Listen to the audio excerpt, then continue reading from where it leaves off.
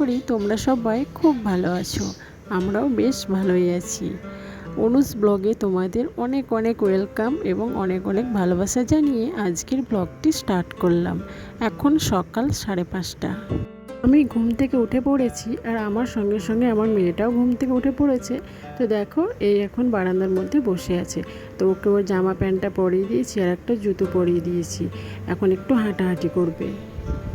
সকালের সব বাসি কাজ হয়ে গিয়েছে আর এখন আমি নিজেও ফ্রেশ হয়ে নিলাম। আর এই যে দেখো ঠাকুর ঘরে চলে এসেছি ঠাকুর পুজো করতে। আর ওদিকে আমার মেয়েকে আমার শাশুড়ি মা নিয়ে আসছেন, মানে আঙিনার মধ্যে হাঁটাহাঁটি করছেন। ওকে এখনও রেডি করিনি, আমি ফ্রেশ করাইনি। এখন আমার ঠাকুর পুজো হয়ে গিয়েছে আর এখানে মেয়েকে আমি একটু মুখ চোখটা মুছিয়ে পরিষ্কার করে দিলাম। আর ওকে সকালে যেটা আমি খাওয়াই, মানে সেরিল্যাক খাওয়াই, সেটা আমি ওকে খাইয়েও দিয়েছি। আর ওর পায়ের ছবিটা কেন দেখাচ্ছি বলো তো, ওর নূপুরটা পরে রয়েছে সেই জন্য। আমার নূপুরটা ভারী সুন্দর লাগে দেখতে, ওই জন্য দেখালাম। তো এরপর আমি ঘরে এলাম যে ঘরটা একটু গুছিয়ে নেব, মানে ড্রেসিং টেবিলটা একটু পরিষ্কার করব। তো দেখো আমার সঙ্গে সঙ্গে আমার মেয়েটাও চলে এসেছে। আর ওদিকে ওর পাপা কিন্তু এখনও ওঠেনি, এখনও ঘুমিয়ে আছে। এই ফাঁকে আমি এই ঘরটা একটু গুছিয়ে নেব। আর এই যে আগের দিন রাত্রে একটু রাত জেগে কাজ করেছি, তো সব অগোছালো হয়েই পড়ে আছে। টেবিলটা কী অবস্থা, তো টেবিলটা একটু ভালোভাবে মুছে পরিষ্কার করে নেব। আমার বর খুব সকাল সকাল ঘুম থেকে উঠতে পারে না, ওই 8টা 8:30 দিকে ঘুম থেকে ওঠে আর এখনও ঘুমিয়ে রয়েছে। তো যতক্ষণ ঘুমিয়ে রয়েছে এর মধ্যে আমি আমার কাজগুলো সেরে ফেলবো। আর ঘুম থেকে উঠে পড়লে তখন আমার রান্নার দিকে যেতে হবে। ও 10টার মধ্যে খেয়ে দিয়ে অফিস বেরিয়ে যাবে, তখন আমার রান্নার দিকে একটু চাপ পড়ে যাবে। সেই জন্য যতক্ষণ ঘুমিয়ে রয়েছে ততক্ষণ আমি এই কাজগুলো সেরে ফেলবো।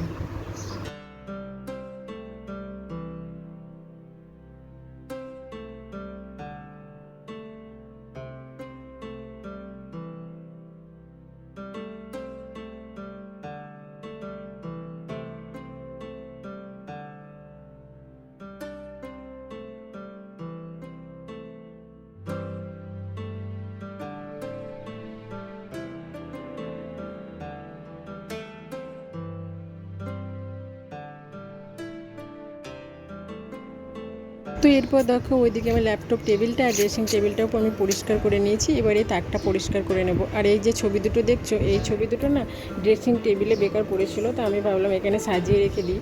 আসলে কি, এই ছবি দুটো বাইরে বারান্দায় টাঙানোর কথা ছিল।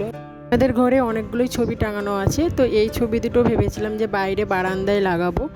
তো এখনও সময় হয়নি, জানি না কবে সময় হবে। আর দেখবে কোনো জিনিস যদি আমরা ফেলে রাখি তো সেটা পড়েই থাকে, সেটার প্রতি আর থাকে না। তো আমি ভাবলাম যেটা বেকার পড়ে রয়েছে, তো আমি এই পরিষ্কার করে মুছে তাকটার মধ্যে সাজিয়ে রেখে দিলাম। আর এদিকে দেখো আমার ল্যাপটপ টেবিল, ড্রেসিং টেবিল সবগুলোই আমি ভালোভাবে পরিষ্কার করে নিয়েছি। আসলে কি, দুদিন থেকে পরিষ্কার করব ভাবছি, কিন্তু হয়ে উঠছে না। আর এগুলোতে না এত ধুলো পড়ে, প্রায় দিনই পরিষ্কার করি, তো দেখতে থেকে যে ধুলো পড়ে গিয়েছে। কোথা থেকে যে এত ধুলো আসে কে জানি বাবা, রোজ দিনই পরিষ্কার করি সেই ধুলো পড়ে থাকে। পাকা ঘরই বলো আর মাটির ঘরেই বলো, সে ধুলো সব জায়গাতেই। যাই হোক, কিছু করা যাবে না।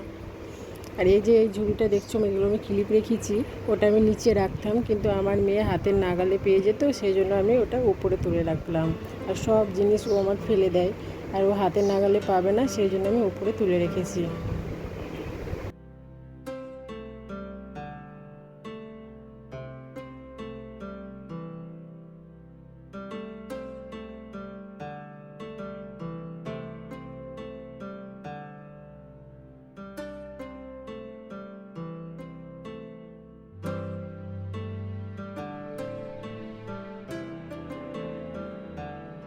আর এখানে আমার মেয়ের জুতো দেখো, মানে জুতোর দোকান খোলা হবে আর কি। আর এখানে তো 1 2 3 4 5 জোড় রয়েছে, আর এক জোড় বাইরেও পড়ে আছে, 6 জোড়। আসলে কি বলতো, যদি বাড়িতে কোনো মেয়ে না থাকে তাহলে এরকম অবস্থায় হয় আর কি। আদুরে, খুবই আদুরে আমার মেয়ে। তো এইদিকে দেখো আমার মেয়ের যে ওষুধগুলো, সেই ওষুধগুলো আমি এই বাক্সটার মধ্যে, এই বাক্স বলবো না, মানে এই খাপটার মধ্যে ভরে রাখলাম। এটা আমার মেয়ের একটা পিয়ানোর খাপ, সেই জন্য এটার মধ্যে ভরে রেখে দিলাম। আর এই জলের বোতলটা দেখছো, এই জলের বোতলটা নতুন, এখনও ভাঙেনি, সেই জন্য এটাও তুলে রেখে দিলাম, ভালোভাবে সাজিয়ে রেখে দিলাম। তো এখন আমি আমার ঘরটা ভালোভাবে গুছিয়ে পরিষ্কার করে রেখে দিলাম। এবার আমি সোজা চলে যাব রান্নাঘরে, কারণ একটু পরেই বরমশাই উঠে পড়বে। আর তখন খিচিবিচি লেগে যাবে আমার, সেই জন্য এবার আমি চলে যাব রান্নাঘরে, ওর জন্য রান্না করব।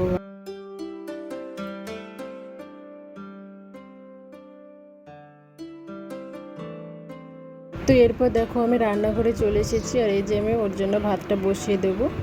আমি ও আলু সিদ্ধ করতে দিলাম, সবজি তরকারি করবো একটা, আর আলু সিদ্ধ আর একটা ডিমের অমলেট করে দেবো। আর এরপর দেখো ওকে আমি খাবারটা বেরিয়ে দিয়েছি, আসলে কি আমার তারপরে আর ভিডিও করা হয়নি, মেয়েকে নিয়েছিলাম।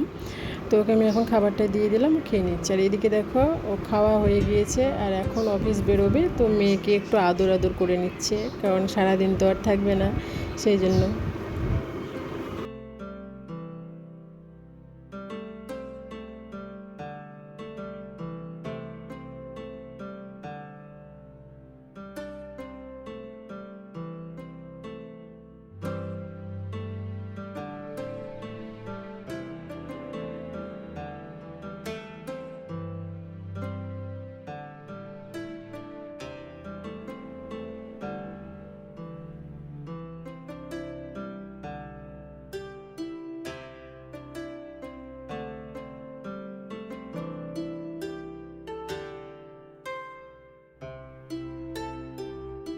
তারপরে দেখো ও অফিস বেরিয়ে গেল, এখন তো আর কোনো কাজ নেই, এখন আমার মেয়েকে আমি খাইয়ে নেব।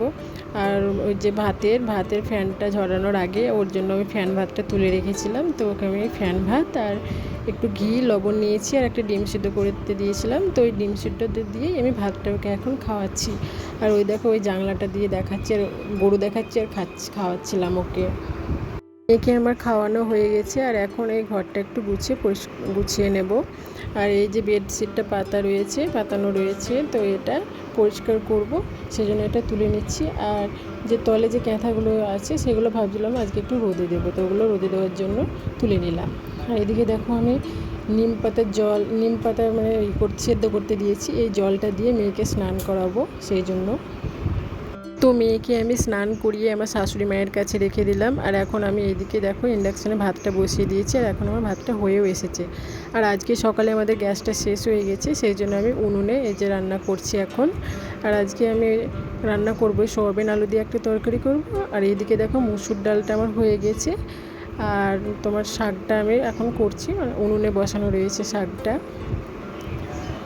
এটা 5 রকমের শাক, মানে মাঠে আমার ঠাকুমা মাঠ থেকে তুলে নিয়ে এসেছিলো 5-6 রকমের শাক, তো এই শাকটা এখন আমি করছি উনুনে।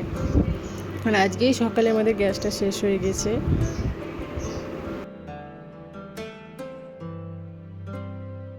আর উনুনে রান্না করতে বেশ ভালোই লাগছে, কারণ কি বলতো, আমাদের যে এই যে অ্যালবেস্টার চাপানো রয়েছে, তো অ্যালবেস্টারের উপরে কাগজ ফুলের গাছ রয়েছে, তো এখানে গরম লাগছে না, বেশ ঠান্ডা ওয়েদার, এখানে বেশ হাওয়া দিচ্ছে, আর বেশ ভালোই লাগছে।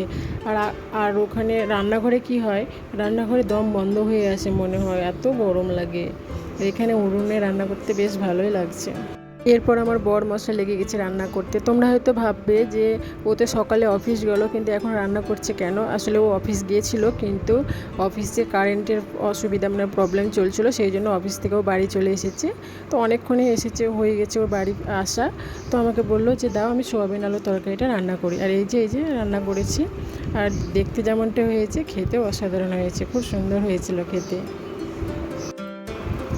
তো এরপরে দেখো আমি স্নান করে নিয়েছি, আর সবাইকে খেতেও দিয়ে দিয়েছি, আমাদের সবাই খাওয়া হয়ে গেছে।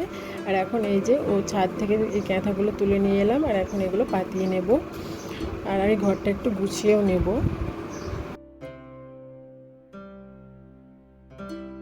তো বিছানাটা গুছিয়ে নেওয়ার পর মেয়েকে ঘুম পাড়াবো, আর আমিও একটু রেস্ট নেব।